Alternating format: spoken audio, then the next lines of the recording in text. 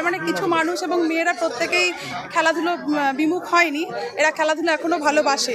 আমাদের সেই জায়গায় আমরা যেতে পারছি না, যে তাদেরকে মাঠমুখী করতে পারছি না বা তাদেরকে নিয়ে আসতে পারছি না। জেলাগুলোতে পয়সা নেই, একটু ব্লকগুলোতে একটু ব্লক স্তরে কোনো পয়সাই নেই। আমরা যে তাদেরকে খেলাবো, সেই খেলার যে মিনিমাম যে তাদেরকে প্রাইজ দেওয়ার ব্যাপারটা বা তাদেরকে উদ্বুদ্ধ করার জন্য যেটা করা, সেইগুলোর খুব অভাব। মাঠগুলো যে এখন একদম আমাদের ব্যবহার করতে দেওয়া হচ্ছে না, সেটাও একটা বড় সমস্যা হয়ে দাঁড়িয়েছে। তবে আমরা চেষ্টা চালিয়ে যাচ্ছি, আশা করছি খেলা একদম। আর এত বাধার মধ্যে আজকে আপনারা দেখলেন যে কিভাবে আমরা সবাইকে একত্রিত করেছি এবং প্রত্যেকটা টিচার স্টুডেন্ট শেষ পর্যন্ত এখানে এসেছেন এবং গার্জেনরাও আসছেন। আমরা চেষ্টা চালিয়ে যাব, আগামী দিনেও চেষ্টা করব যে তারা সবাই যেন এসেভাবে খেলতে পারে। আচ্ছা, এই রাজ্য স্তরীয় কেউ খেলার চান্স কতজন পাবে? হ্যাঁ, রাজ্য স্তরে আমরা 16 জনের 18 জনের একটা টিম তৈরি করলাম।